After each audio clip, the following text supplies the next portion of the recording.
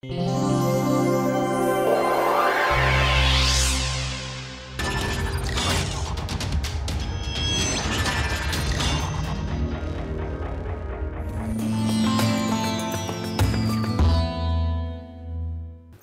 back.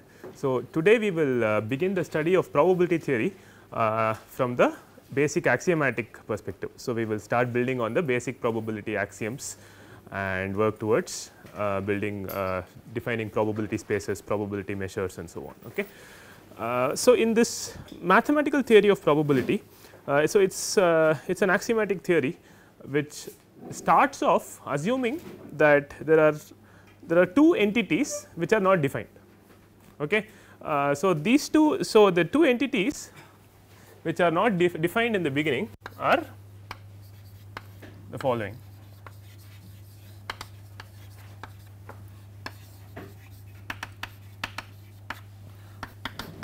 So, the first is the concept of a random experiment. Okay. So, this is we do not define what it is. Okay. So, just like, so we have to be, and we have to understand it like just in English, right. It is an experiment whose outcome is random, all right. So, which brings me to the second undefined concept, which is outcome of the random experiment. Okay. So, these two concepts are not defined. Okay. So, you cannot make a, so just like in geometry you do not define a point, right, or number theory you do not try to define what a number is, right. So, you have to start off somewhere, you can only define certain things in terms of certain other things you understand, you cannot define everything, right. So, probability begins with two entities which you do not question or try to define. Okay. So, there is a random experiment. So, it is an experiment whose outcome is random, just as the English says, and it has an outcome, right. Every time you perform this random experiment there is an outcome, right. So, and that is it, right. You cannot say anything more about these terminologies, that is all there is to it. Now, everything in probability that is defined is defined in terms of these entities, okay, and then we build up from here on. Okay. So, the first most important concept, most basic concept that is defined is the concept of a sample space. Okay. The sample space of a random experiment. So, it is often denoted by the capital Greek letter omega, okay, big omega. Okay. So, it is defined as the set of all possible outcomes of the random experiment. Okay.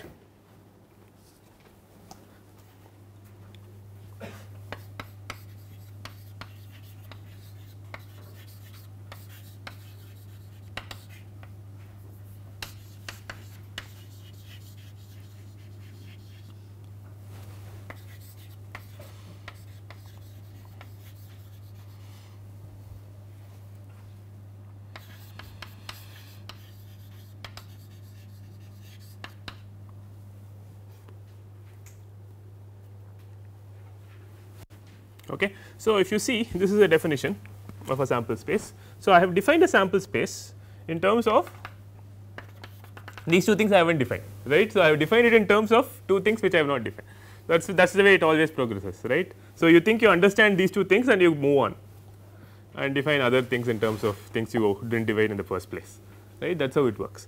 So, this is a sample space, okay. It is just a set, the set containing all possible outcomes of a random experiment. So, whatever outcome is possible, everything should be included, it should not leave behind any possible outcome, right. Now, so you can, so for example, you can always say, so to give an example, so let us say toss a coin once. Okay. So, here you want to know what the sample space is. Okay. So, now the thing I want to emphasize here is what a sample space is corresponding to a random experiment itself depends on what you are interested in. Okay. So, it is not. So, if it so happens that I am tossing a coin, that is my random experiment, and if I want to know what the face it lands on, okay, then the sample space will have two elements in it, right, heads and tails, assuming that it does not land vertically, it will have only two outcomes, right, two heads and tails. However, it is not true that the random experiment of tossing a coin once always have to have this sample space. It depends on what you are interested in. Somebody else may be interested in finding out how many times the coin tumbles in the air, right. In that case, your sample space is not head tail, right. In that case, your sample space will be the number of times, the all possible number of times it tumbles. So, which is probably positive integers, right. Yes. Shouldn't the definition then be all possible interested outcomes?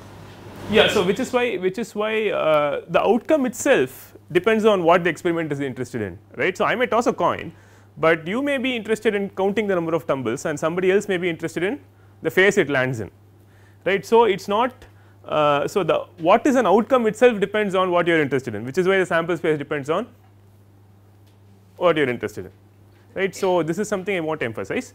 So, if you are, so this is the experiment, okay. So, cause it, so this is what tossing a coin once. So, if we are interested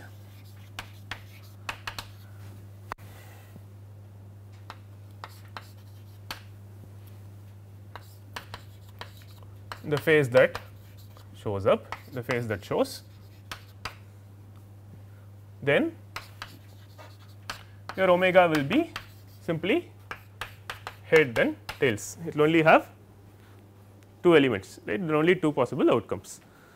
But for the same random experiment, so if you are interested in the number of tumbles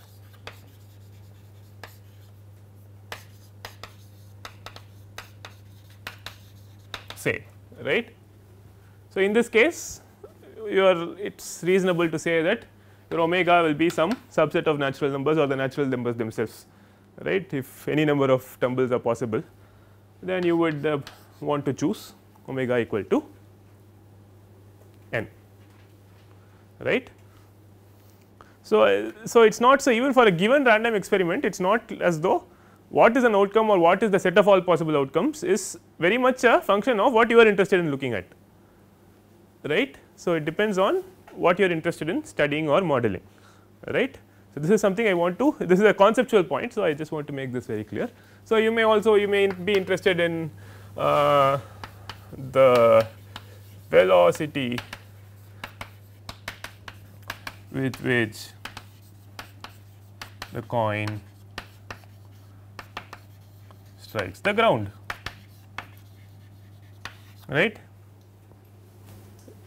It seems a bit strange, you may be interested in knowing that, right. So, in this case probably you should choose r plus or some subset of r plus, right, some positive real numbers, right. So, you understand what I am trying to say here.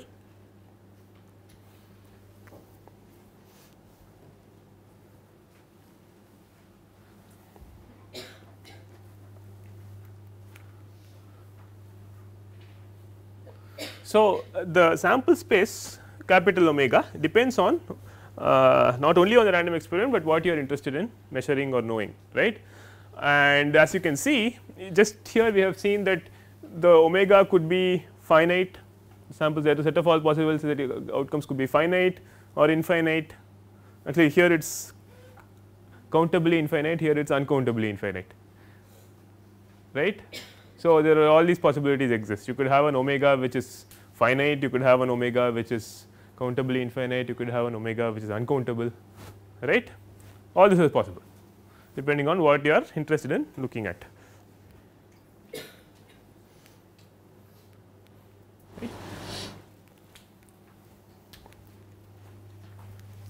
And so an elementary outcome, so an outcome of the random experiment. So, let us say you have fixed what you are interested in, okay. You let us say you are interested in the number of tumbles or whatever, right. Then, so an outcome is sometimes known as an elementary outcome, okay. So, this is also a terminology, outcome and elementary outcome are one and the same, right. So, an outcome or elementary outcome is denoted by little omega, all right. This is the little, this is not a W, this is a the Greek letter little omega, and this is an element of your sample space omega n big omega. Okay. So, now here is, so this little omega, right, the choosing of the little omega is what is random, all right. This is what, this is the thing that you have no control over. Okay. In probability theory, this is in fact the source of randomness, right. So, you can, so you have a sample space, you have built a sample space of the set of all possible outcomes depending on what you are interested in, and then this little omega is chosen by some, you can think of it as a genie or some goddess of chance who picks it, right. You have no control over it, and every time you run a random experiment, the goddess of chance picks a little omega from this big omega, okay, and that you do not question. Okay. You have no way of controlling that. Okay. You can think of it as the weather tomorrow, which is like a natural phenomenon or something else, right, something that you have no control over, right, or full knowledge of or ability to model or something like that. So, this is where the randomness is. Okay. So, the selection of the, so you have big sample space, this is a set of all possible outcomes, and which particular omega realizes when you run the experiment once is in fact the source of randomness. You can think of it as being picked by a genie, okay, and every time you run the experiment, it will be a different little omega picked from the sample space, okay, and this is the source of randomness in probability theory. Okay, this is the thing that you do not have control. This is okay.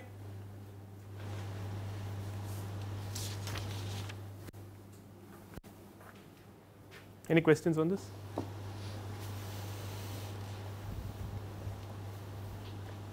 So, outcome is a single outcome or is a subset? Yeah. So, it is an elementary. So, an elementary outcome, which is why it is called an elementary outcome. So, outcome is a particular point in omega. So, if you can, so in this particular case, if your omega is this h and t, there are only two possible elementary outcomes. So, little omega must be either h or t, it could be different at different runs of the random experiment, but it is a single term.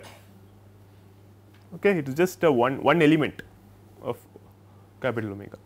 Can omega be combination of tumbles and phases also? Yeah, so if you are interested in, so yeah, it really depends on what you are interested in, right. If you want to measure both, you will have an omega, big omega correspondingly, right. Because the sample set may contain natural numbers and HT. No, that is fine. Yeah, so it is, see, you have to decide what you are interested in, right. You have to see, you have to build the sample space after all. So, there is some random experiment going on, either you are running it or nature is running it, but what you consider the sample space is obviously a function of what you are interested in determining, right. You may be interested in determining the velocity or number of tumbles or whatever it is that you want to, this thing, you put that in the sample space, but it should contain all possible elementary outcomes, should not leave out any possible outcome, that is all, right. So, you have to determine that. So, in everything I am going to, so in building a probability space, we have to, it is our responsibility to determine what the sample space is and so on, right. We will see that it is our responsibility to determine what the probability should be also. Okay. Is this okay? Everybody okay?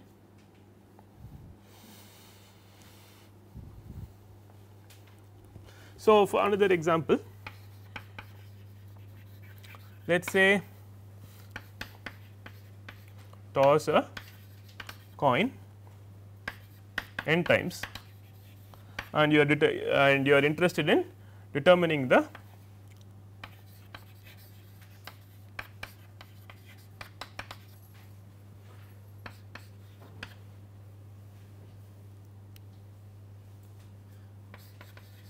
phases that show. Okay. So, now you are tossing a coin n times, the same coin you are tossing n times, okay, and you are interested in the phases that show. Okay. So, now you can either look at this experiment as n different repeats of this experiment, or you can just say this whole n trials is one random experiment. That is also a valid way of looking at it, right. You toss a coin n times or toss all n coins all at once, right, and say that string of n outcomes that I see, n faces that I see, that is really what I am interested in, that is the elementary outcome I am interested in. So, in that case, so your omega will be all possible heads and tails, all 2 power n possibilities of heads and tails, right. So, it should be h t power n, right. So, each elementary outcome, each little omega in the sample space will be like h t t h h h t t, some n string of heads and tails, and this each of these elementary strings of h t t h is considered an elementary outcome if you just say that all n tosses corresponds to the random experiment, right. That is also a valid way of looking at it. Okay. So, this is what kind of a sample space is this? It is a finite sample space, there are only 2 power n elements, right. N is fixed, n may be 10 or 20 or whatever, but there will be only 2 power n possible elements in the sample space corresponding to the 2 power n possible strings of heads and tails, right. Now, you can also, now this is let us say 1,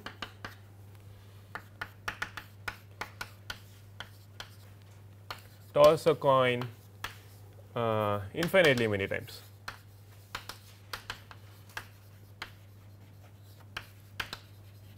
and then again you are interested in the all the faces that show. Okay.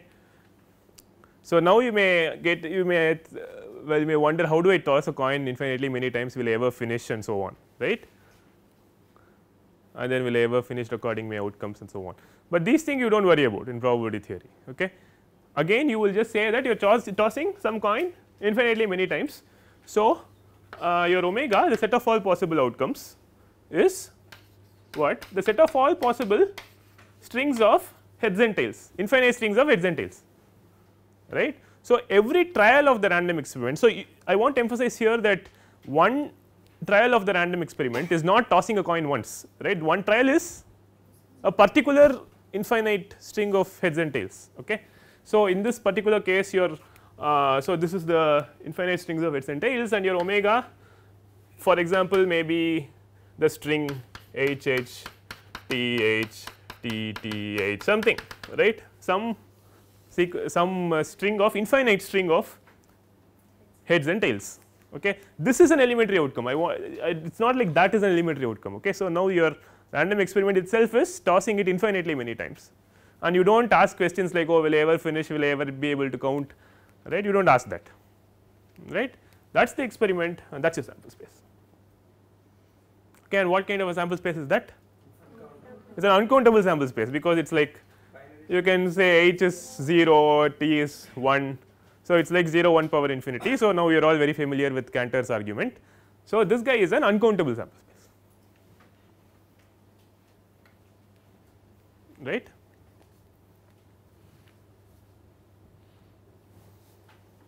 So, there are many examples you can give, right. You can take a line, you are throwing darts at the line, and the let us say is the 0 1 interval, you are throwing darts at the 0 1 interval, and the elementary outcome will be some real number between 0 and 1, and the sample space will be in fact that interval itself, another uncountable sample space, right.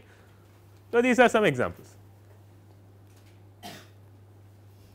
Actually, in the third case, if you are interested in the velocity with which the coin strikes, so in that case our sample space is the set of real numbers. Well, the positive real numbers. No, actually, it's basically a continuous set. Actually, continuous. It's an uncountable set. No, actually, I'm saying it's a continuum of values. Continuous values you are counting like. Yes. Okay.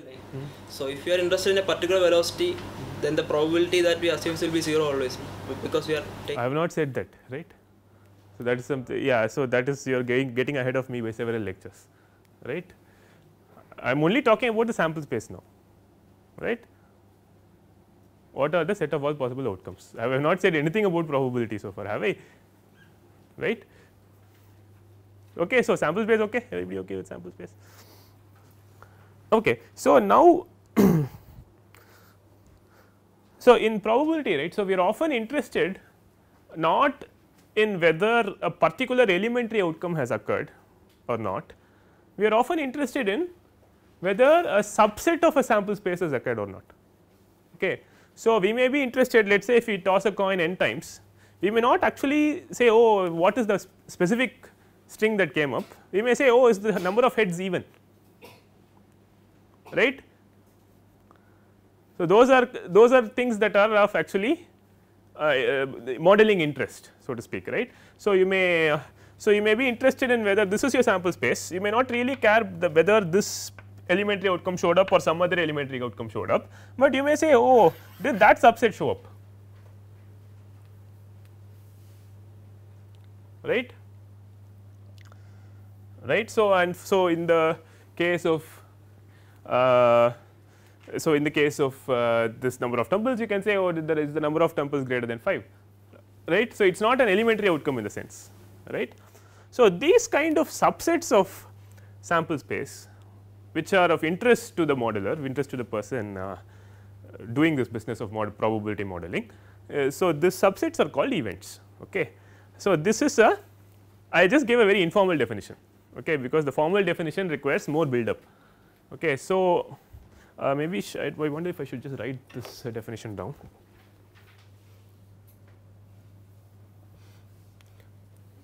So, let us say informally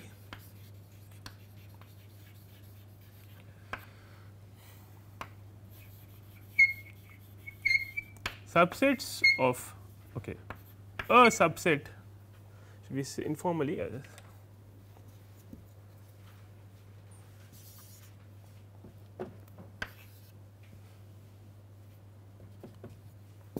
let me just say subsets of omega which are of interest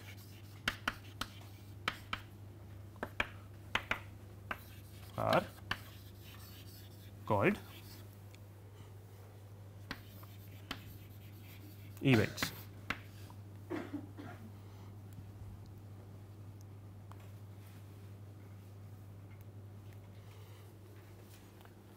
So, I may be, so for example, on the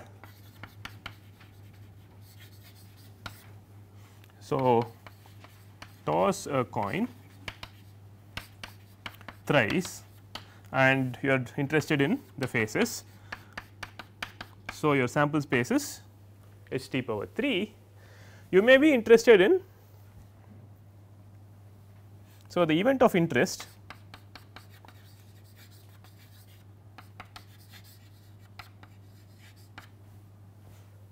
may be this at least 2 heads.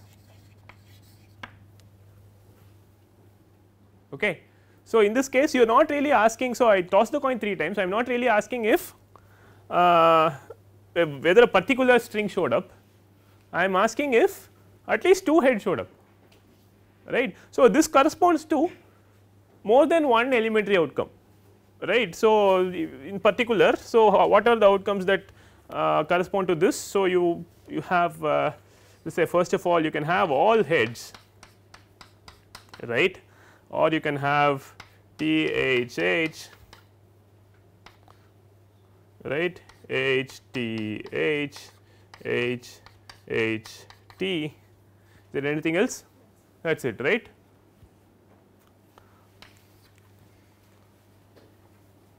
So, these are the elementary outcomes. When you toss a coin thrice, the elementary outcome is a string of 3 string of heads and tails, and the event of interest. So, you are asking me the question, oh, did at least 2 heads showed up, that corresponds to these strings, which is actually a subset of that of the sample space. Okay. So, for all for all colloquial purposes, an event is a subset of the sample space. okay, except that is not the entire story. Okay, that is something we will get to later. Okay, for now you can just consider an event as a subset of the sample space, okay, but I have put something into quotes here, they are of interest to us, right. So, we will see later that all events are in fact subsets of the sample space, events are necessarily subsets of the sample space, but just put a caveat in your mind that not all subsets of the sample space are necessarily considered events. Okay. Only those subsets which are of interest, which we are interested in assigning probabilities to in particular, are called events. Okay. So, all events are subsets of omega, right. So, you can call this event A for example, right. This is this event is a subset of omega, right. So, all events are subsets of omega, but not all subsets of omega are necessarily considered events, okay. And this is not a point that you will completely appreciate now, okay. So, if you are a little bit confused, okay, we will get to it, right. So, this is something just bear in mind, okay. Not all subsets of omega are considered events.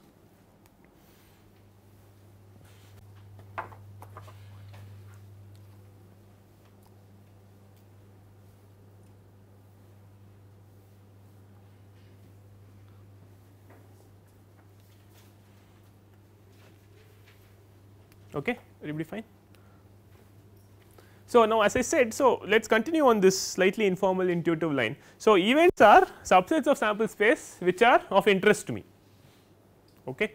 So, I want to build up a structure of these subsets of omega. Okay. So, I want to say that let us say A, which is a subset of omega, is an event, it is of interest to me. So, it is an event. So, I want to say that not A is also of interest to me, right. When an occurrence of something is of interest to me, it is very reasonable to say that its non occurrence is also interesting to me. It is after all one determines the other, right. If A is of interest to me, I should say that A complement is also of interest to me. So, I want to be able to say that if A is an event, then A complement is an event. So, remember A complement is a subset of omega, right, but since I am only saying that events are subsets which are of interest, I want to impose a certain constraint that if A is of interest, A complement should be of interest to me, right. It makes perfect sense, right. So, that is one thing I want, right, in this intuitive notion of interesting subsets of sample space. Another structure I want to impose is that if there are, let us say, two events A and B, they are both subsets of omega of course, A and B, I want to know whether A or B, A union B is of interest, right. So, if A and B are of interest, I want to say that did at least one of them occur is of interest to me, right. These are things that I want to impose, right. And finally, I want to also say that omega itself, which is a subset of itself, the sample space, that is sure to occur, right. So, if any time I run a random experiment, the omega itself will occur, right. After all, the omega contains all possible outcomes of the random experiment.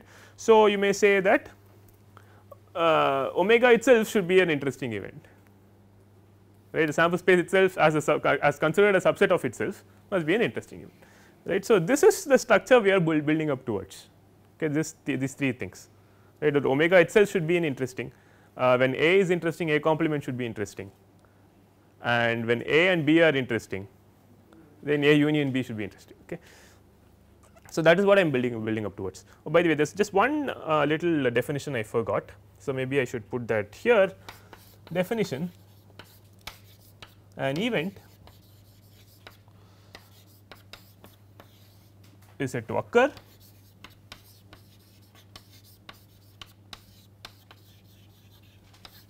if omega is in A. Okay, so, that is a fairly simple definition. I am just saying that, so I am considering some subset of the sample space.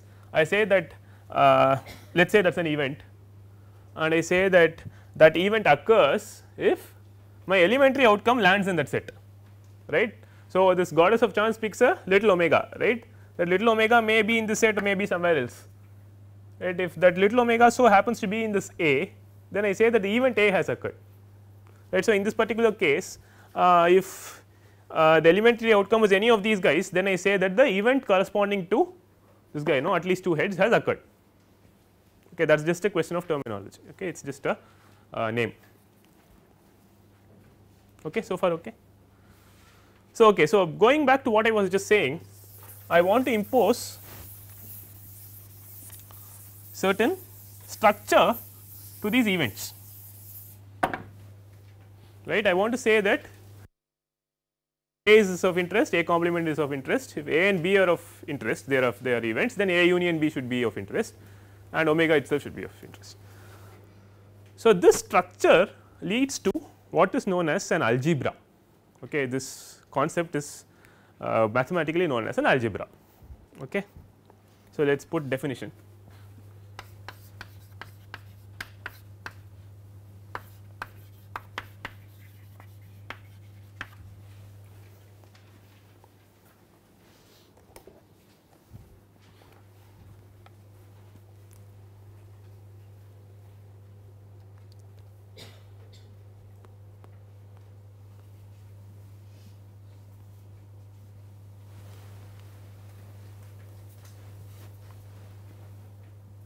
So, as usual, so omega is a sample space. Okay.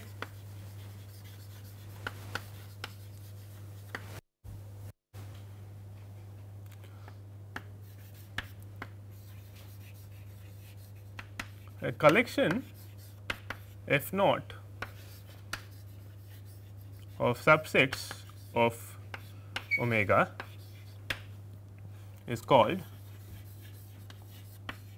an algebra.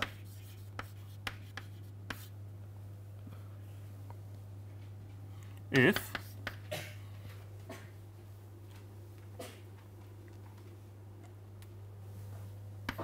the following 3 properties should be satisfied.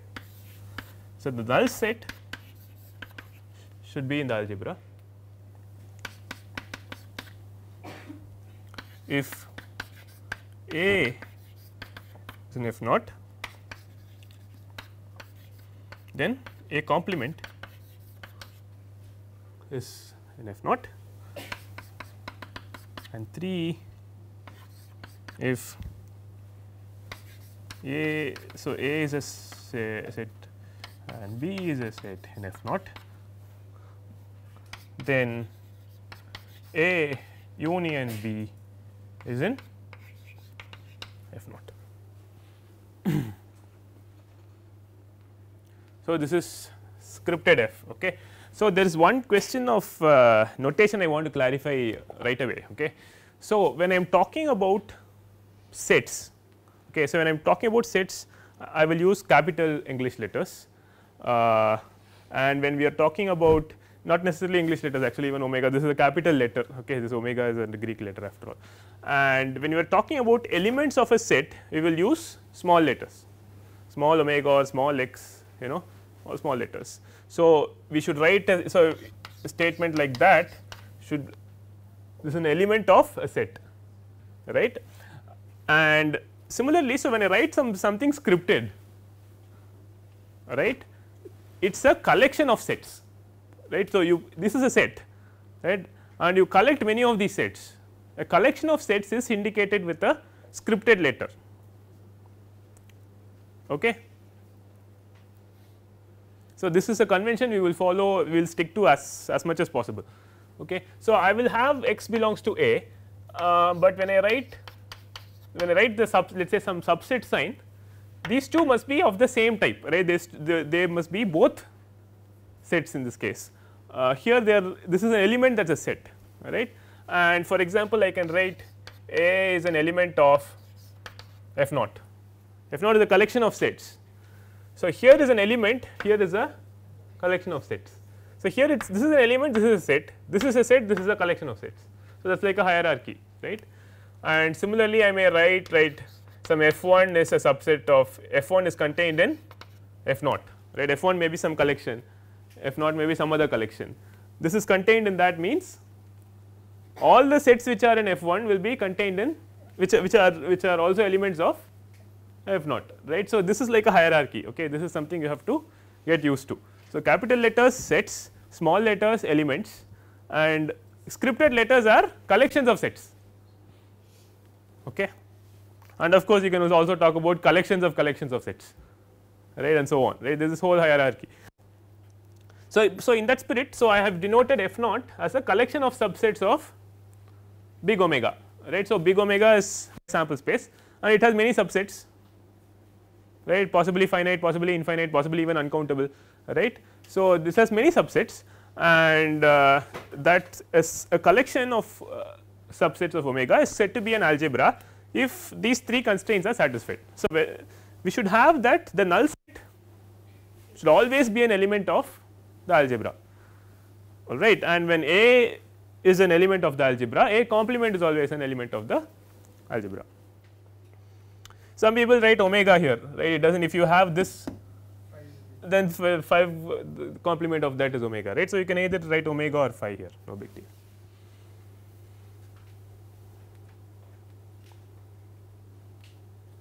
And here you are saying that if A is an element of f naught and B is an element of f naught, then A union B is an element of f naught. This is like, this is the structure that I was talking about. Okay. So, any collection, so what is an algebra after all? So, an algebra is a collection of subsets of my sample space which has certain properties. It must be closed under complementation, and if I take two elements, it must be closed under union, and after all, and then the null set should be contained in it. Okay. So, from these from this structure, you can easily prove that if you have n elements of the algebra a1, a2, an, let us say they are all in f naught, then a1, the union of all these guys will be in f naught, right. So, this maybe you should do it as a homework.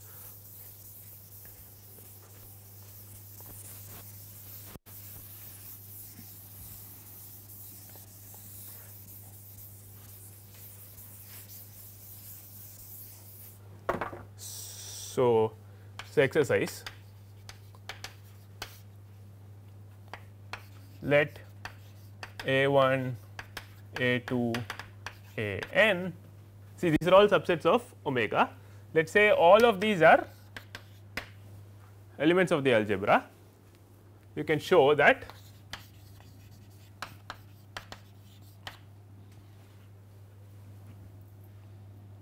union AI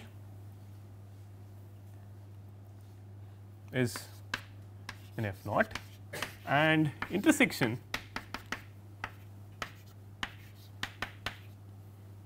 is in .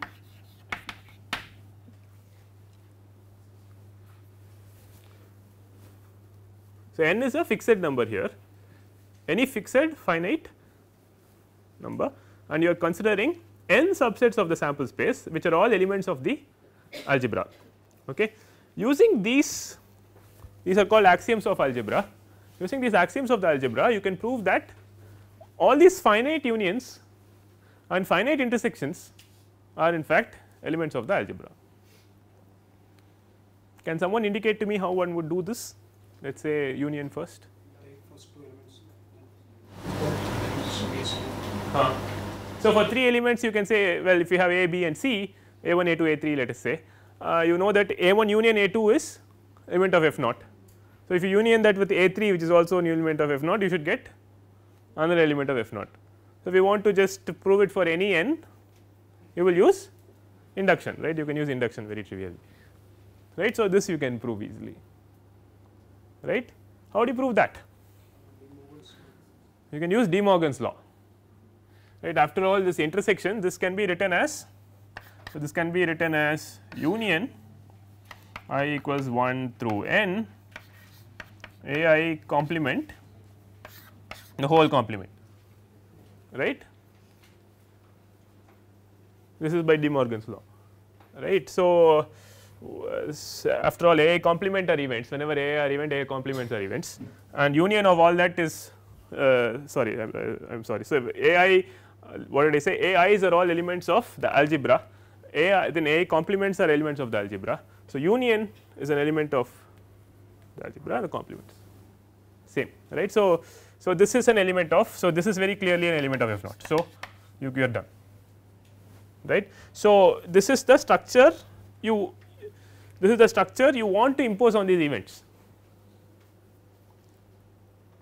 right, and that leads to this mathematical structure called algebra of subsets.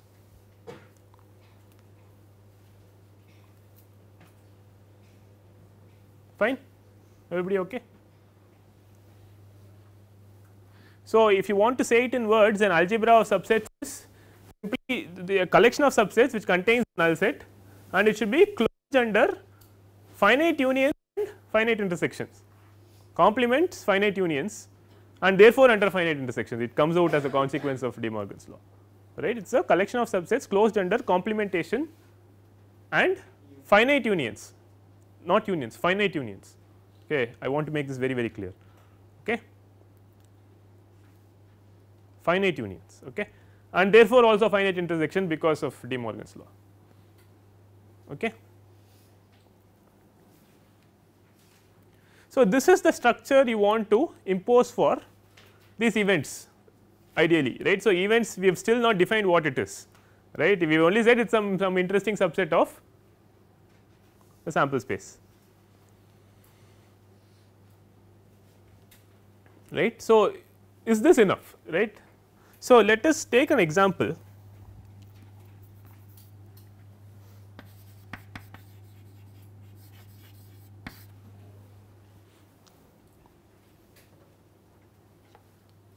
Yes. What did we do for countable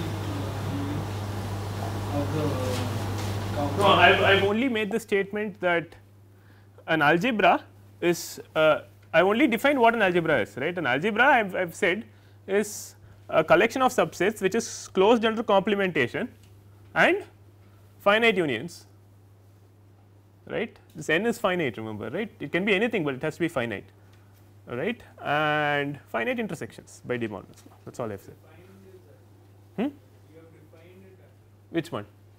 this thing you derived using Yeah. So, you can actually jolly well define it like this also, right. In this case, some people define algebra as, oh, if A1, A2, An is in F naught, then the union of A1 to An must be in F naught, right. They are both, if you define it for 2 elements, you get the n element version, or you can just define it as the n element union, right, for all n, right. It must be closed under finite unions, and this is something you do not put in the axiom because it automatically follows from union and this complement axiom, right. You apply both together with De Morgan's law, you get this you never put in the axiom because you can prove it, right.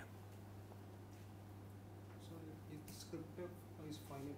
Huh? Is the script of No, it is just a collection of subsets of, it can be infinite. yeah, this F naught can have infinitely many, no problem, right. It can have infinitely many subsets of omega, right, but all I am saying is it is an algebra, it is called an algebra if it is closed under complementation and finite unions and finite intersections. The union and intersection, the De Morgan's law is not constrained only to finite. It is also No. De Morgan's law is valid always for all unions and intersections, it is always valid, but I am saying that an algebra is only closed under finite unions. Okay, I am defining an algebra as a structure among subsets which has the property that a null set is contained in it, complements, is closed under complementation and it is closed under finite unions. That finite is very important. Okay, that is what a algebra is. So, it turns out, so it is so it seems like intuitively this is enough, right, because after all you are closed under any finite unions. So, it turns out though that in order to make in order to actually study events of interest in day to day in this modeling of probability, actually this closure under finite unions is actually a little bit short of what you actually need, okay, in order to make this a proper interesting probability theory. This closure under finite unions is a little bit short of what you need. Okay, you need a little more structure than an algebra. Okay. So, that is what there are some examples you can use to motivate it. So, let us say that you are tossing. So, let us say you are tossing coins and you will toss until you see the first head. Okay.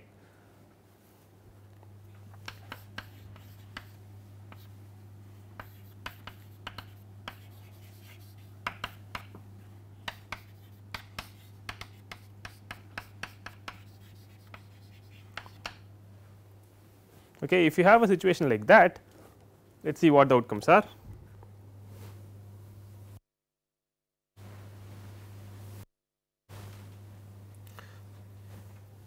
So, this is your experiment. Okay. So, you may have the first thing may be a head, you are done, you will stop, right. The first time you see a head you will stop, or maybe you will have a head and then a tail and then you will stop, right, and or you may have two tails and a head, then you may stop, and so on, right.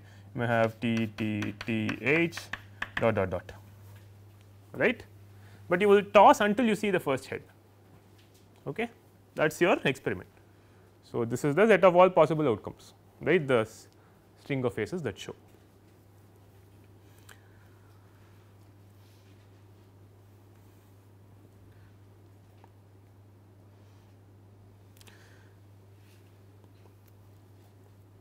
See, you may be interested, let us say, so you may be interested in some event like this. Let us say the event is the total number of tosses even. Okay.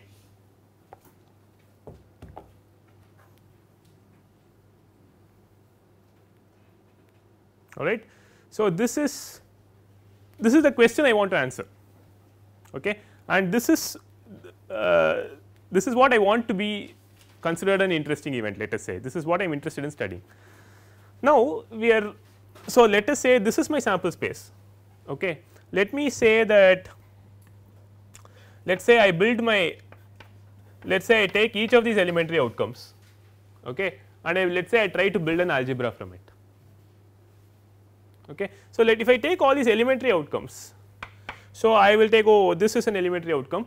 So, I have to include its complement, right, then I have to take that and include its complement, this and include its complement and so on, and then I will also have to go on and include all these finite unions, that I have to include that union that union that complement and so on, right. So, that is how I build my algebra, right, correct. So, according to my f naught. Now, the problem is this guy, this event, let us say this let me call this A, right, this A is actually consists of the following elements. What does it have?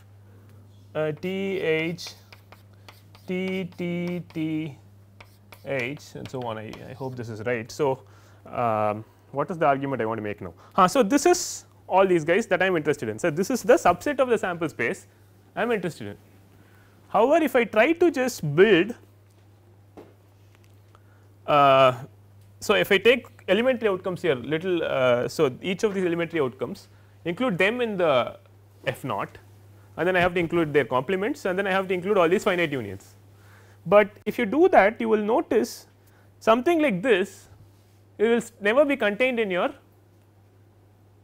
algebra, because this has this what kind of, this is a countably infinite set, right, this is also a countably infinite subset of this set, right. So, this set you can never build by just taking these elementary outcomes, taking their complements and taking finite unions.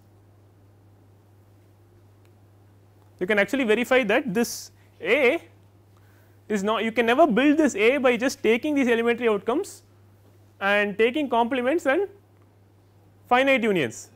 After all, this is an infinite union, countably infinite union of elementary outcomes, right. This is, see, this is that union, that union, that, but it is a countably infinite union, right. So, a perfectly reasonable sounding event, this is something I may be very much interested in modeling, right. What is the event, is that did the event of total number of heads being even just occur, right. That is a perfectly reasonable event, one would think, and one would want to make it an interesting event, but the structure we have just imposed, namely the structure of an algebra, is does not seem to be enough to build this from the elementary outcomes. Just think about it, right. So, which is why I said that this structure of an algebra, it falls a little bit short of what is actually needed to make probability theory interesting, right. So, that leads us to a slightly stronger notion, a slightly stronger structure among subsets known as sigma algebra. Okay. That is something we will cover next class. Okay. So, we have defined algebra today. So, we have motivated why we need not just finite unions, but we are going to say that I need closure under complementation and countably infinite unions, okay. And that structure is called a sigma algebra, okay. And that is what gives you a very rich probability theory, okay. That is what gives you the ability to model even fairly elementary events like this, right. So, fairly simple events like this, which algebra is not able to capture, right. So, probability theory operates with a sigma algebra of subsets, okay. That we will see next class. Thanks.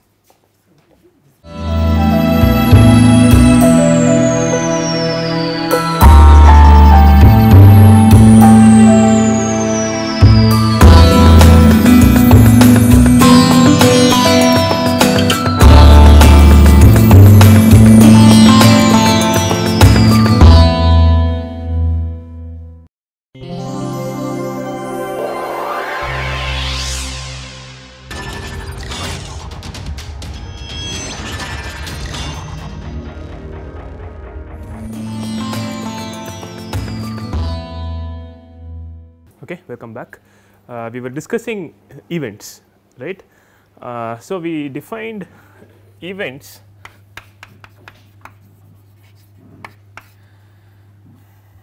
as subsets of omega which are of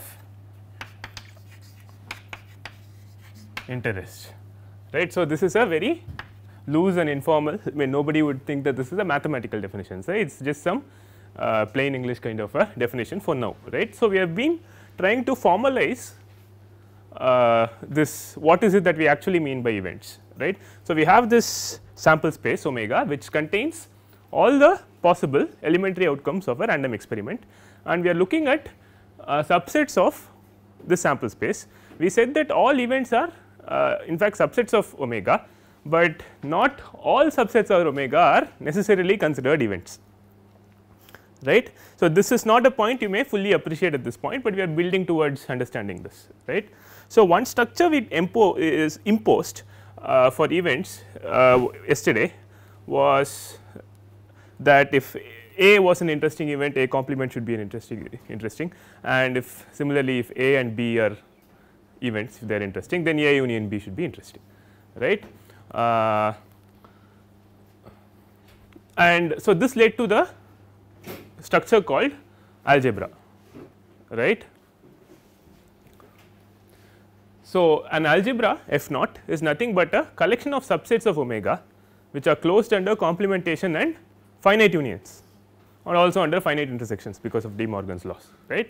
So, we argued yesterday that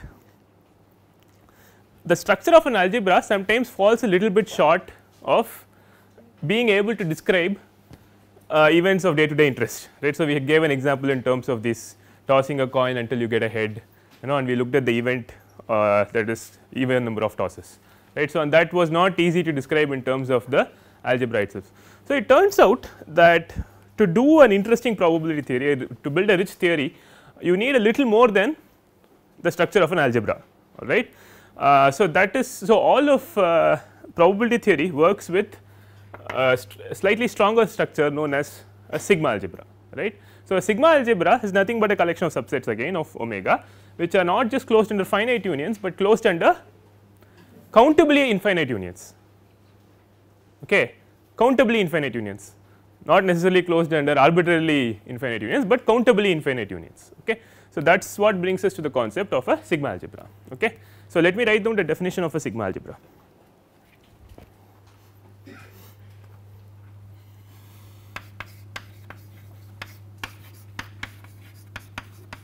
A collection F of subsets of omega is called a sigma algebra if null set is in F, 2 if A is in F, then A complement is in F. Finally, so these two are the same as in an algebra, right. The last axiom of the sigma algebra is different from the axiom of an algebra. Okay. If A1 A2 dot dot dot is a countable collection of subsets in F, then union A I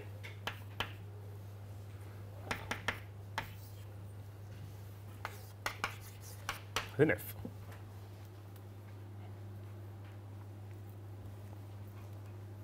Okay.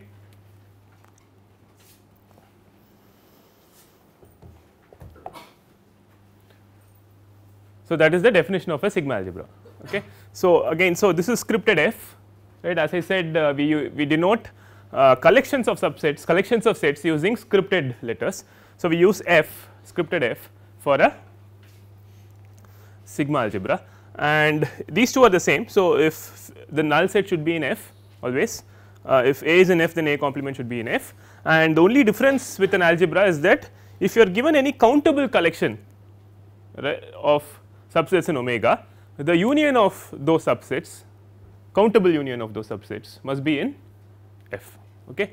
So, there is one little point about, say, in a notational sense.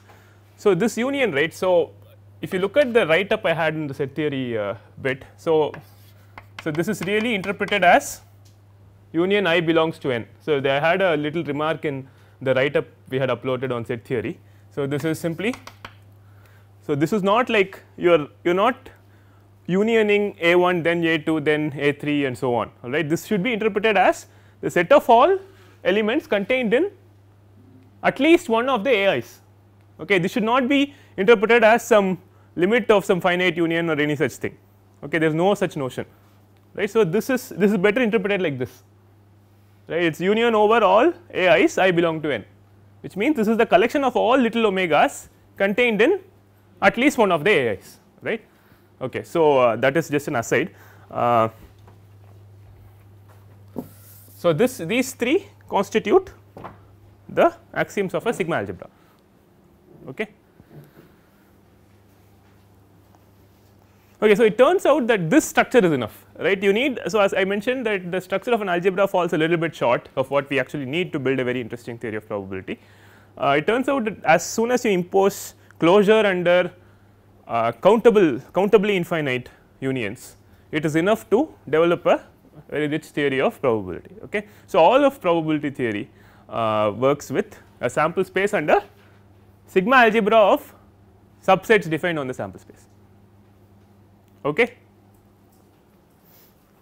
So, you can also show, by the way, so exercise, you can also show that if AI, so this is all are subsets in F, then you can show that intersection is also an F using De Morgan's laws again. Okay.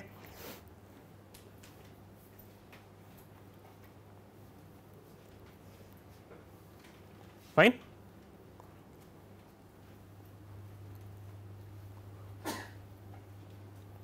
This is clear. So, you apply this and that together, you will get the fact that the sigma algebra is closed under countable intersections as well. Yes. Sample space is real life. Even then, this countable notion will work. That's okay. That's okay. So, one thing I want to make very clear is that, see, F naught, both the algebra and the sigma algebra, right? I am not saying that, for example, that an algebra should only contain finitely many subsets. That is not what I am saying. It can have any number of subsets, but it should be closed under finite unions. Similarly, a sigma algebra can contain any number of subsets. It can even be an uncountable infinity of subsets, but it should be closed under countable unions, right. It can have even uncountable number of subsets in it. So, this F may have an uncountable infinity of subsets of omega in it, right, but it should be closed under countable unions. That is all we are imposing. Okay. I am not saying, for example, that the cardinality of F is countable or any such thing, no, right, it should be closed under countable unions. Okay. Is this clear, everybody? So, this is very easy to show, this is a very simple exercise.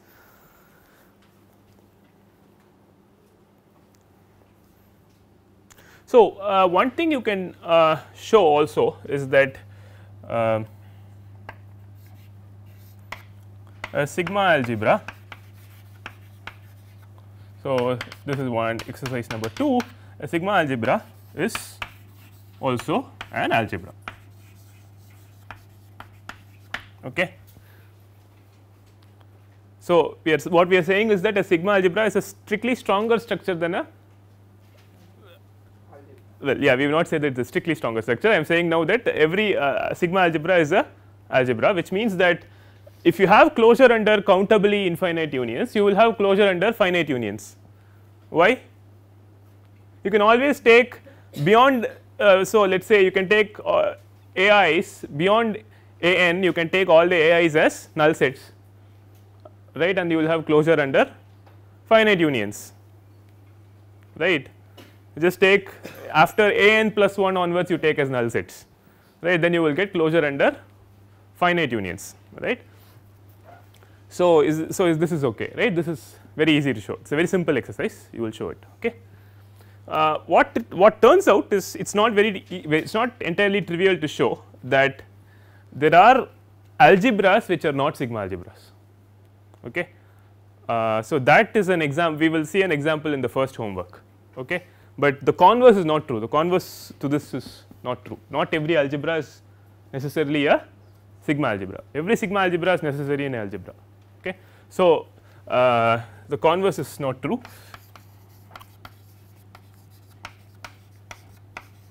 And so, in order to show that not every algebra is a sigma algebra, you just need to produce an example, right. We will see one such example in the homework. Okay. Slightly non trivial, but you will see in the homework, if you do the homework you will see. Okay. So, is this okay, everybody with me? Any questions?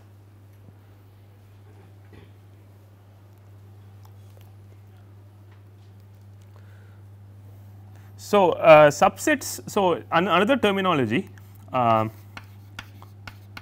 subsets in F are called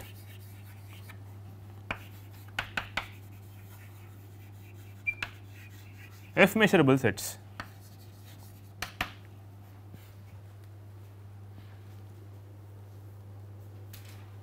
Okay. It is just another terminology. Okay, so, omega is a sample space and you are collecting subsets of omega and you make a sigma algebra F, and depending on what that sigma algebra is, elements of that F are called F measurable sets. Okay. And there are subsets of omega which may not be in F, right. those are not called F measurable sets, those are just some subsets of omega, right.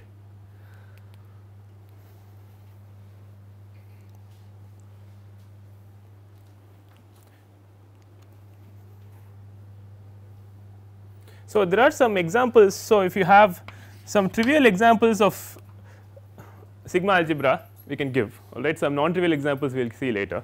So, the most trivial sigma algebra in any sample space omega is that, right. So, it is a collection of subsets of omega only containing the null set and the sample space itself. Okay, this is a sigma algebra, right. It is a very trivial example, right. It's of no use in most situations, but it is a sigma algebra, right. This is one such example.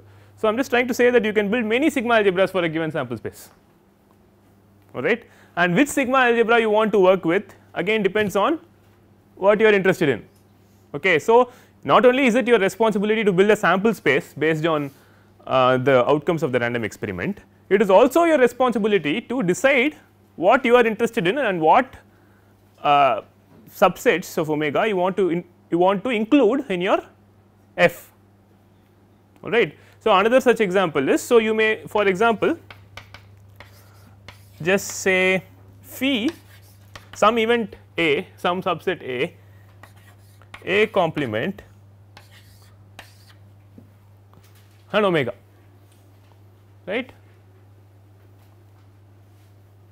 This is also a sigma algebra, actually they are also algebras because they are sigma algebras, right.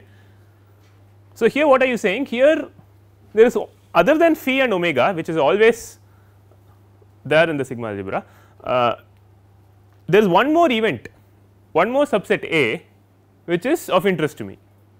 So, I am including A, but if I have to include A, I have to include A complement, right. So, this is another sigma algebra, this corresponds to only one interesting event other than the null set A, right, and its complement. Okay.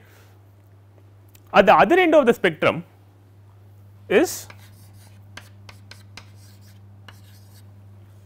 2 power omega. What is 2 power omega? Set of all possible subsets of the sample space, right, include all possible subsets of omega, right. So, if omega is natural numbers for example, you will include all possible subsets of natural numbers. Okay. So, if omega is n, f will be, in this case f will be 2 power n, right. So, you can see already that 2 power n is an uncountable collection of subsets, right, but we are only imposing closure under countably infinite unions, not necessarily uncountable unions, or it is just closed under, you are imposing only closure under countably infinite unions, and there is everything in between, right. So, this is completely trivial. This sigma algebra just has one event. If you want two events A and B, you will have A, B, A union B, A intersection B and all their complements, right, and then omega, right. That is how you would do it, right. And at the other end of the spectrum, at the very end of, so this is the biggest sigma algebra that you can define on omega, right, and it consists of all possible subsets of omega, the sample space, right. So, given, so which one you choose depends on what you are interested in again. Okay. So, yes. there is a question, an algebra is also a sigma algebra. It is not true, an algebra is not a sigma algebra, we will give an example. See, in these cases they are both algebras and sigma algebras, these very simple cases, but you can construct examples where an algebra is not a sigma algebra, it is possible. Okay, we will see in the homework. Okay, these are trivial examples. Okay, so now that brings us to the, so this brings us to the question. So, if I choose f is equal to 2 power omega, right, I can say that all subsets are interesting to me, right. So, in some sense this may be the, if I can choose f is equal to 2 power omega and include all subsets of omega as being interesting, as being f measurable, right, then I can talk about all possible subsets as being interesting and eventually assign probabilities to them, right. So, that is what I am heading towards. The only issue is this, okay, this is again an issue you will not appreciate now.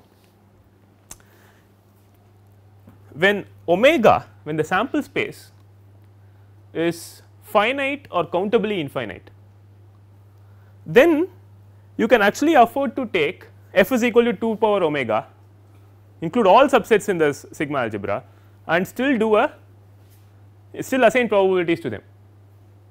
Okay. So, for countable sample spaces, both finite and countably infinite sample spaces, you can actually assign probabilities to all subsets of the sample space. It is possible to do that.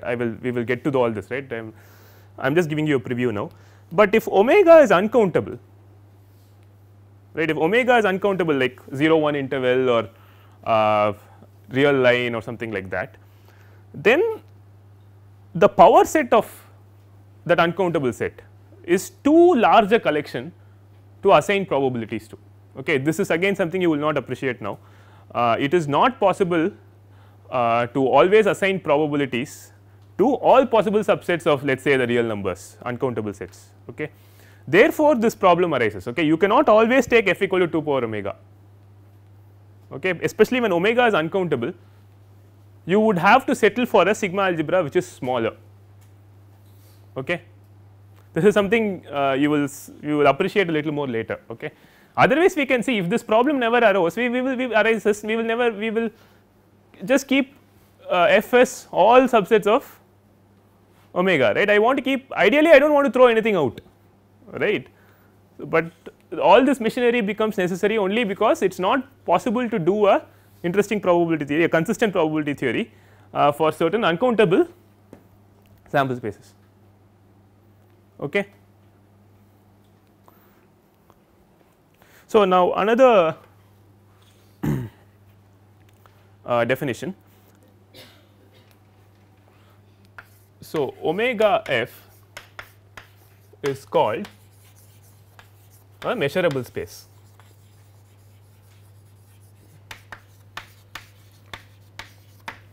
Again another terminology. Okay. So, at the beginning we will introduce a bunch of terminologies. So, what is a measurable space? It is some set omega endowed with a sigma algebra of subsets, right. The pair omega comma f is called a measurable space. Okay. This f can be any sigma algebra, it does not have to be any of these particular ones, or it does not have to be any particular sigma algebra on omega. As long as you endow omega with some sigma algebra f, this omega f is called a measurable space. Okay.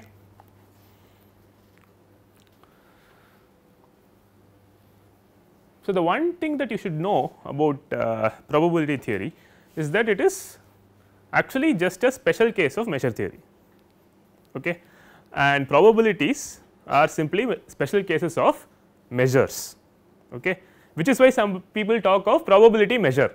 Now, have you heard that? Have you heard that terminology? You do not just say probability, but say probability measure, right.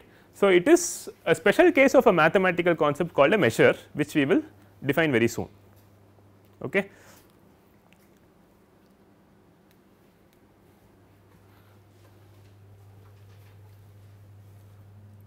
Okay, so let us define a measure.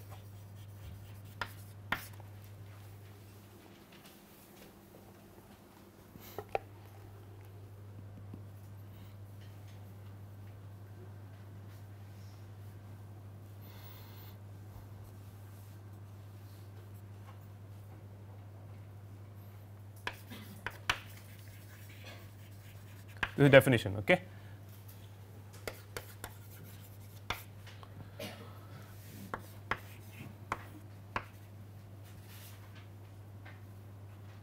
So, measure is a function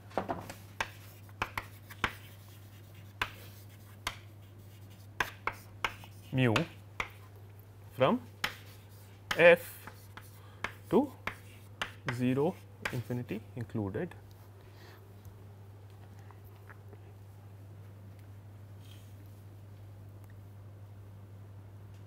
such that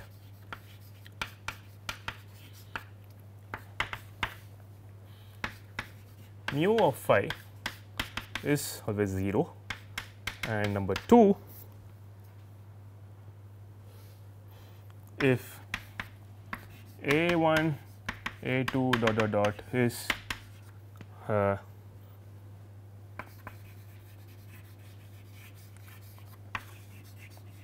collection of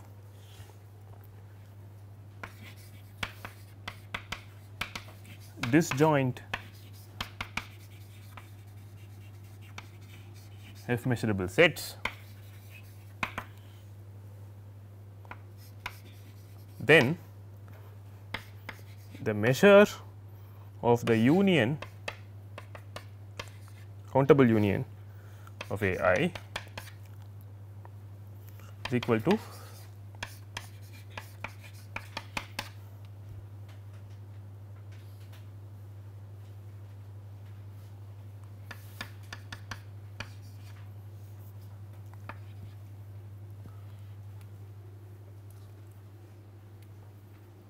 okay. So, that is the definition of a measure.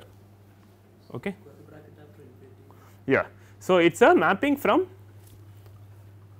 so you are given some measurable space omega comma f, right, and so this measure is a function from f to 0 infinity, infinity included. Okay. So, it can actually take values. So, it can take any real value or it can take the value plus infinity. So, it is not just a real valued function, it is an extended real valued function. So, it takes values from 0 infinity included. Okay. And so, what does this mean? You are assigning measures to what? Subsets, not all subsets of omega. I want to make this very clear, only F measurable subsets. Okay. So, measures are assigned not to all subsets of omega, but to those subsets which you have decided to include in your sigma algebra, right, which is a judgment call you already made, let us say, depending on what you think is interesting to you. You have created some sigma algebra F and you say omega F is my measurable space. Why is it called a measurable space? I am going to put measures on this space. It is something you can put. What is a measurable space? After all, it is something you can put a measure on, right. That is why it is called a measurable space. It is a very this is actually a fairly simple definition. So, it takes as input F measurable sets and produces a real number or plus infinity, positive real number or plus infinity, right, and does not take negative values, that is all. It takes all values from 0 to plus infinity. We must necessarily have that the measure of the null set is 0. Okay. Now, so this null set, remember this null set is in F, so which is why we impose this condition, no, remember this. So, the null set is always F measurable, right, and that specific F measurable set phi has measure 0 always. Okay, it is one of the axioms of measure. Okay. The second axiom of measure is known as the countable additivity axiom. Okay. So, this says that if I have a bunch of a countable collection of disjoint F measurable sets, then the measure of the countable union is equal to the sum of the individual measures. Okay. See, these AIs are after all F measurable. So, mu of AI is well defined,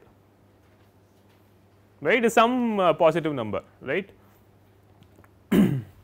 And also since AIs are F measurable, the countable union is F measurable, right. So, mu is also defined for the countable union, right. So, and the axiom imposes that if you take disjoint AIs, so if I have some big sample space omega and I have disjoint events, disjoint F measurable sets, right. Disjoint means they do not have, each of these AIs have null intersection, correct. So, AI intersection AJ is null for all IJ, that is what disjoint means, right. So, if I take the measure of the union of AIs, right. So, I am only drawing a finite number of them obviously, but there are actually a countably infinite number of these AIs, they are all disjoint pairwise, right.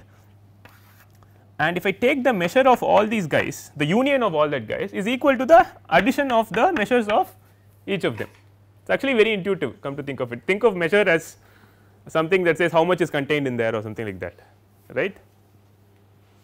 So, if they are disjoint, I want to be able to add the measures, right. So, there are these two axioms.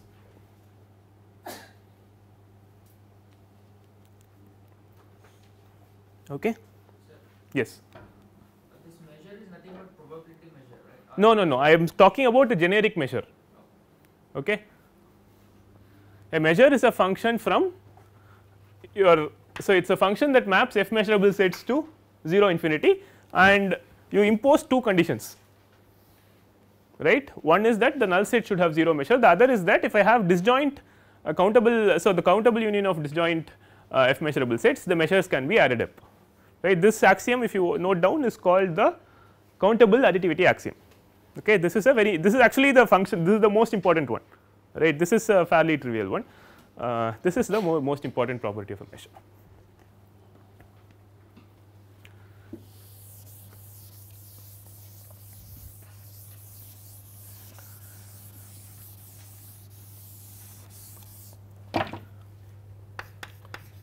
Now, the triple you just let us say the triple omega f mu, right. So, now you have defined some measure on this measurable space. So, you started with omega and then you endowed it with a sigma algebra f. So, this pair you called a measurable space in anticipation that you are going to put a measure on this space. Now that you put a measure on this space, this is called a measure space. Okay. Now it has a measure. Okay.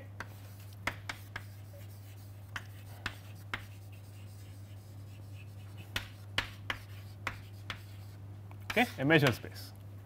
So, what is a measure space? It is a triple consisting of a set, a sigma algebra on that of subsets, and then a measure defined on the f measurable sets, right. So, these properties should be satisfied for that.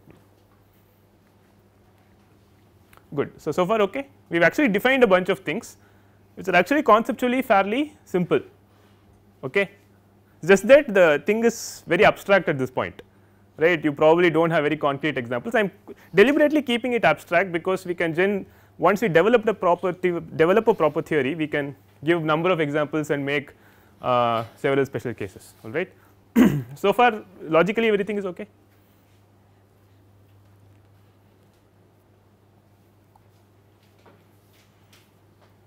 All right. So, now remember that, see, this phi is in the sigma algebra, right, always, and therefore, omega is also in the sigma algebra, right. So, the whole space is always f measurable, omega is always f measurable. So, omega must have a measure associated with it, because I cannot leave out any f measurable set, correct. So, mu of omega is well defined, correct. So, if mu of omega, so what value can mu of omega possibly take?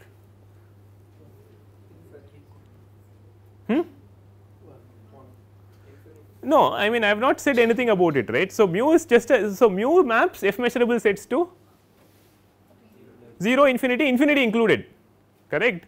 So, it could be that this is finite, right.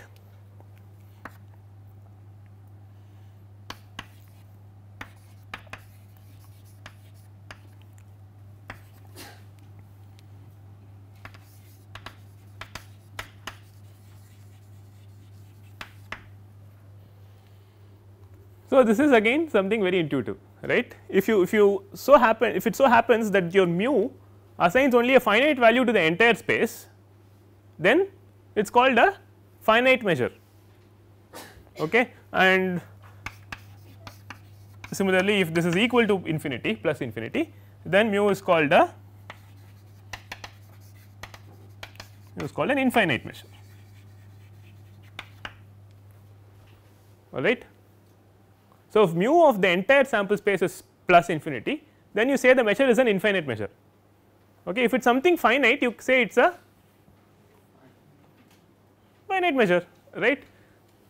And then finally, the case that is of most interest to us is if mu of omega equal to 1, right. It can take any real value, it can be finite or infinite. If it is finite, you say it is a finite measure. A finite measure, in particular if omega is equal to 1, then it is called a probability measure. Okay.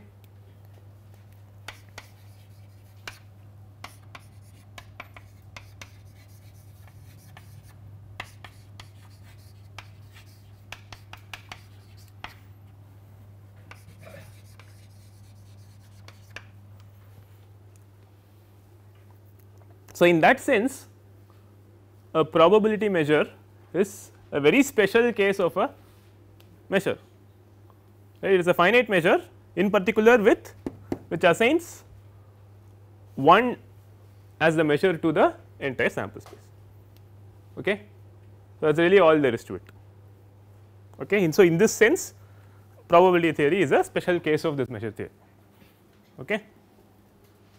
So, so this is not a course on measure theory, right, this is a course on probability theory. So, we will not go on and on about generic measure spaces, we will study probability measures in greater detail. Okay.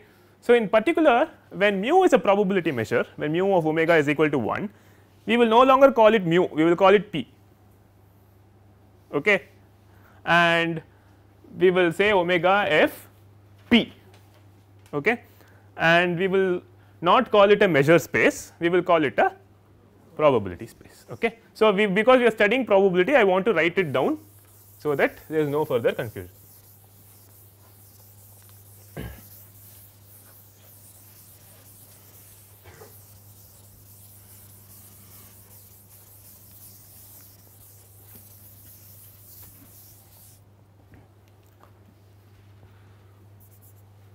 So, a probability measure.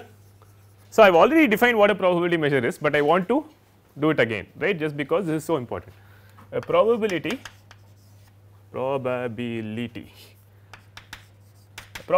measure, it is denoted by p with 2 lines, okay, standard notation, okay, p on omega f is a function p mapping f measurable sets to, what does it map to? 0 1 now, okay, satisfying is a function that satisfies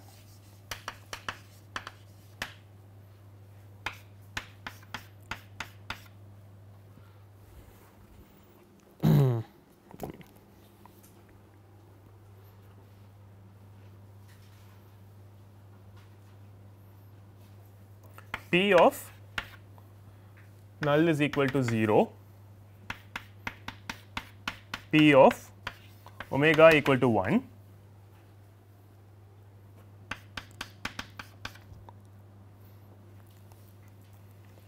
and then if a1 a2 dot dot dot are disjoint f measurable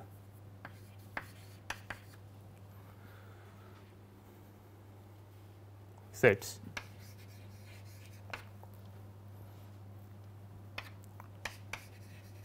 then probability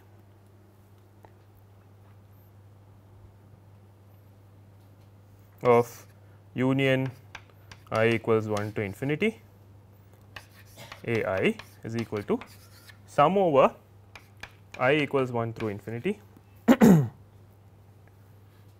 probability of a I.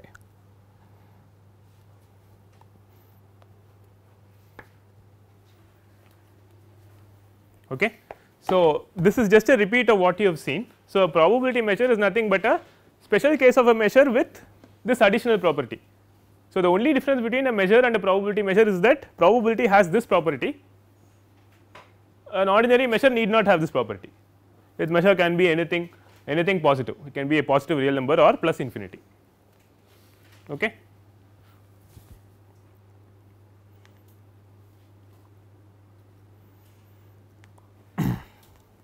Okay, so there is one thing I would like to point out again. So, this is an important matter, it could cause confusion. So, this I said, right. So, if you have this union I equals 1 to infinity, or a better notation in my opinion is union I belongs to n a I, right. So, this is the set of all omegas contained in at least one of the a i's, right. So, this union is not defined in terms of some finite union going bigger and bigger or anything like that. However, this summation, right, this is an infinite summation, right. Infinite summation is actually the limit of a finite summation. So, this is like limit n tending to infinity summation I equal to 1 to n probability of a I. Okay. Now, if you write down an infinite summation, the question that comes to your mind is, does it converge, right. I have happily written down this summation etc. These are infinite summations, right. You have to to make, in order for this to make sense, you have to argue that this is in fact well defined, right. Why is this well defined?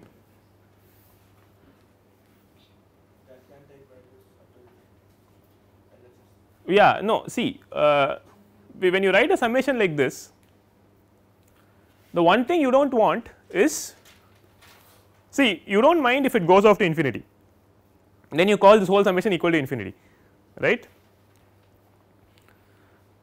So, you do not want this summation to be something undefined, right. If you if you write down I equal to 1 to infinity minus 1 power I or something like that, for example, it is something that keeps jumping, right. So, that summation is not defined at all, but such a situation does not arise here.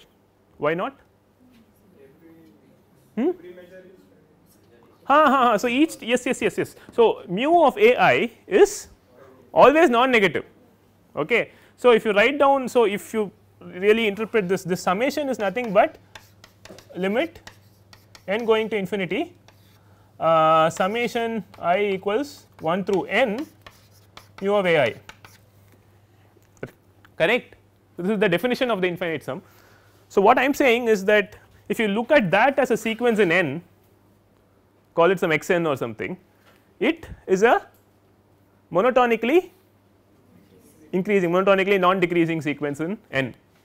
So, monotonically non decreasing sequence has to either converge or go off to infinity, which also is in some sense converge, right. What it does not do is oscillate or do any such thing. So, if mu i's were not positive, you cannot have this being well defined, right. Similarly, for probability measures, okay.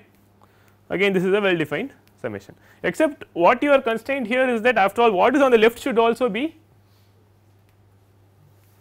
at best 1, right. You cannot, the mapped values can never exceed 1, right. So, you have to have a situation where the summation is not only well defined, it has to be at most 1, cannot be bigger than 1, right. Okay, good. And finally, omega f p is called a probability space. Okay.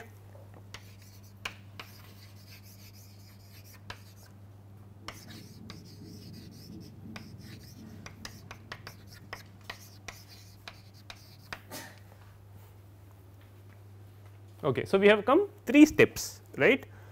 So, what is a probability space? So, you start off with a random experiment and collect all its possible elementary outcomes and make your sample space, and then you collect subsets of the sample space which you think are interesting, which you are interested in assigning probabilities to, all right, and you endo omega with a sigma algebra of subsets of omega, all right.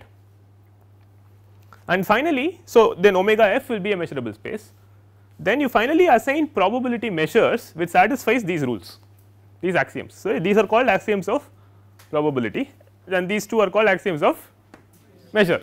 Okay. These 3 are axioms of probability. Okay. So, you end up with a probability measure, right, and this triple omega f p is called a probability space. Okay. This is where everything begins with. So, this is the beginning of what we are going to build upon. So, there is one thing I want to make clear. So, this does not tell you, so none of this what we have developed here tells you how to generate these f or how to assign probabilities, right. It does not tell you how to do this, it is up to you, right. But if you were to do it, it just tells you the rules you have to satisfy. Within these rules you can do whatever you want, you can create any f you want satisfying those rules, you can create any p you want satisfying these rules, right. But how you do this, how exactly you do this is up to you, depends on your intention, right, or depends on what you want to model or what you want to capture, right. So, it just gives you a framework, it does not give you answers immediately, right. If you supply some numbers to the theory, it will give you some other answers, that is all. Okay, so, it is your responsibility to create f, create p, etc. Okay. So, questions? Probability, do you assign to elements of sigma or to subsets of? So, as I said, it is a map from f to 0 1, right. So, it takes as inputs f measurable sets, right. So, in the specific case of a probability, so if you have, so now we are, after all this story we are ready to give a precise definition of what an event is, right. If omega f p, right, if you are looking at a probability space, f measurable sets are called events, that is all there is to it. Okay. So, you go and put a sigma algebra on omega depending on what is interesting to you, right. Whatever you include in your f is an event, what you do not include in f is not an event, as simple as that. Okay. So, let me just write that down as well.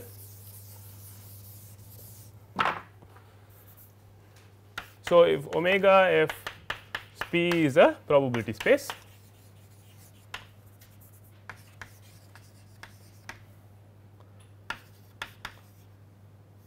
so f measurable sets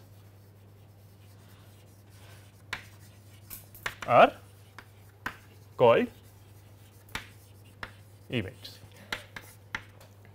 So, now you have a very precise understanding of what events are. So far we have been giving some wishy washy definition that they are subsets of sample space which are of interest to you, right. Now, this is the correct definition, right. So, in a general measure space, so in the general measurable space you have omega f mu, right, some measure, and the elements of f are called f measurable subsets of omega, and in the specific case of a probability space you do not say f measurable set, you say it is an event, right. Okay. So, there is no difference between f measurable sets and events as far as probability spaces are concerned. Okay. Is that clear to everybody?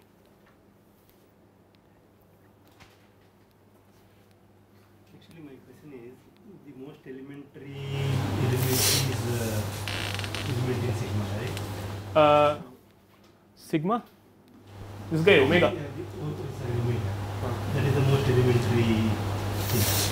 If you assign probabilities to that elementary thing, you can always assign probabilities to subsets. That is not true. So, we assign probabilities to those sets that are in f. F is a sigma algebra on omega, right. You assign probabilities to only those subsets of omega which are in f. So, that f will always contain phi and omega, and it may contain other, it will contain other subsets presumably, but it will not necessarily contain all subsets of omega, right, unless your f itself is 2 power omega. See, f is a collection of sets, it is not a subset of omega, it is a collection of subsets of omega, right. So, unless f itself f is 2 power omega, you will not be assigning probabilities to all subsets of omega, right. What I was saying a little earlier was that when omega is countable, finite or countably infinite, you can actually afford to take f as 2 power omega, and you can assign, it is actually possible to assign probabilities to all subsets of the sample space, right, when omega is countable. But when omega is uncountable, it turns out that if you take f equal to 2 power omega, assigning probabilities consistently to all subsets of something like a real line is not always possible, Okay, this is not something you will understand now. Okay, I will. This is an impossibility theorem, okay, which is a non-trivial theorem.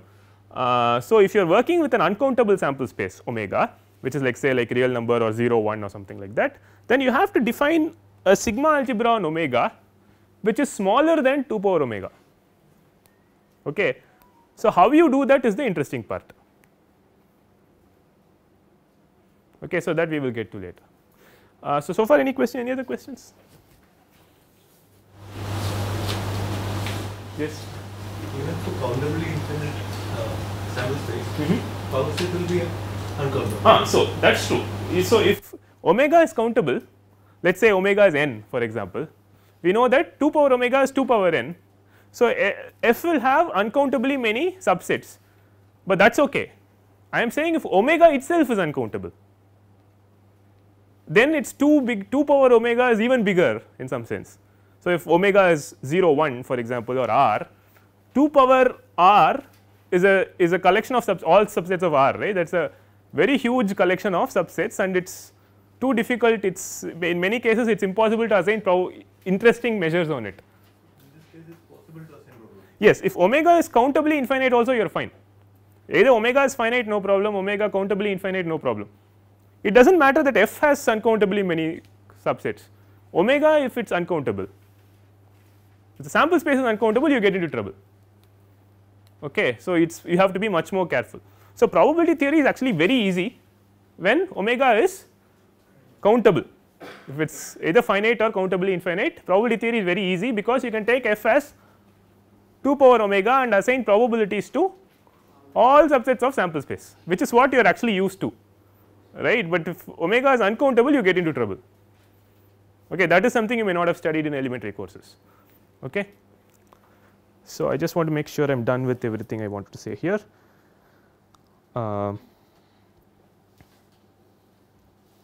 Yes, we have defined probability space, event is